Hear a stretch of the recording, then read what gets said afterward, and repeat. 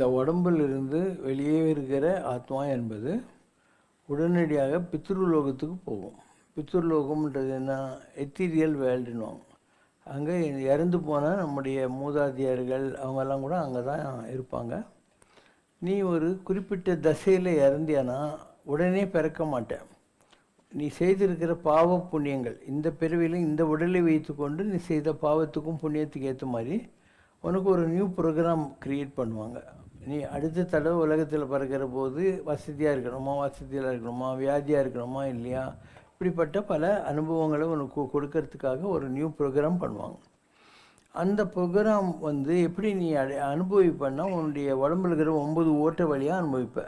2 கண், 2 காது, 2 மூக்கு, ஒரு வாய், இடுப்பு கீழே 2, 9. இந்த நவத்வாரங்கள் வழியாக இந்த 9 பிளானட்ஸும் உங்கள்கிட்ட கனெக்ட் பண்ணிக்குது. அதுபடி தான் உன்னுடைய லைஃப்ன்றது ஒரு தாயுடைய கர்ப்பத்திலேருந்து வந்தபோது அமையும்.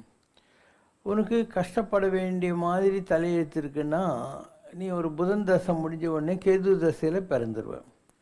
அப்படி பிறந்தால் அந்த குழந்தைக்கு லிவர் ப்ராப்ளம் இருக்கும், ஜாண்டிஸு அந்த மாதிரி இருக்கும், கண் சம்மந்தப்பட்ட ப்ராப்ளம் இருக்கும், இல்லை வயிறு வெளி பெருசாக உப்பின்னு மாந்துவான்னுவாங்க, அப்படியெல்லாம் இருக்கும். அதுக்கு அந்த கஷ்டம்லாம் பட வேண்டிய தலையெழுத்து இல்லைன்னு சொன்னால் அது பித்ருலோகத்தில் 7 வருஷம் வெயிட் பண்ணும். கேது தசைன்றது 7 வருஷம் அங்கே இருக்கும். அது ஆன உடனே அது சுக்கர தசையில் பிறக்கும் பூமியில். அந்த 7 வருஷம் மேலே தான் இருக்கும், எத்திரியல் வேலையில் இருக்கும். சுக்கர தசையில் பிறந்தால் அள்ளி கொடுப்பாய் வெள்ளி சுக்கர வேந்தேன்னு நல்ல பணக்கார வீட்டில் பிறந்து நல்ல வசதியாக ஜாலியாக நல்லா சாப்பிட்டு நல்லா ட்ரெஸ் பண்ணின்னு காரில் ஸ்கூட்டர்லலாம் போய்கிட்டு நிம்மதியாக இருக்கும். ஆனால் லைஃப்ன்றது கண்டினியூவஸ். அது உன்னுடைய பாவ புண்ணியங்கள் ஒரு ஜென்மத்தில் எப்படி இருக்கோ அதை வைத்து கொண்டு கண்டினியூட்டி வருது. அதனால் நீ எப்படிப்பட்ட வாழ்க்கையை அனுபவிக்கணுமோ அப்படி தான் வரும். ஸோ யாராக இருந்தாலும் ஒரு 100 வயசு தான் அவங்களுக்கு ஆயுசு இருக்கும். இப்போ கிரகங்கள்ன்றது என்ன?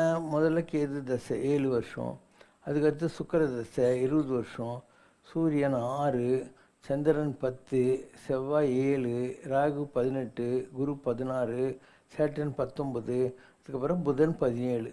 இதுதான் இந்த கிரகங்களுடைய ஆளுமை. எப்படி இது மாறி மாறி வரும்ன்றதுக்காக. அதனால் எல்லாரும் எல்லா வயசும் 100 வயசுன்ற போது நீ பிறக்கிறத வச்சுக்கிட்டு நீ இப்போ சூரிய தசையில் பிறந்திருக்கன்னா இப்போ சூரியனில் ஒரு 2 வருஷம் பேலன்ஸாக பிறந்தேன்னு வை. 2, சந்திரனில் 10, 12, செவ்வாய் 7, 19, ராகு 37, குரு 16, 53, அதுக்கப்புறம் ஒரு 10, ஒரு 60 வயசு அப்படி இருக்கேன்னா சனி தசையிலையும் ஆயுசு முடிஞ்சிடும். இன்னும் கொஞ்சம் ஜாஸ்தி இருக்குன்னா புதன் தசை வரைக்கும் இருக்கும். அதனால் எல்லாருமே 9 தசை அவங்க வாழ்க்கையில் பார்க்கவே முடியாது. 100 வயசுக்குள்ளே தான் அவங்களுக்கு வரும். எல்லாருமே 60, 70, 80 வயசுக்குள்ளே சாக போகிறவங்க தான்.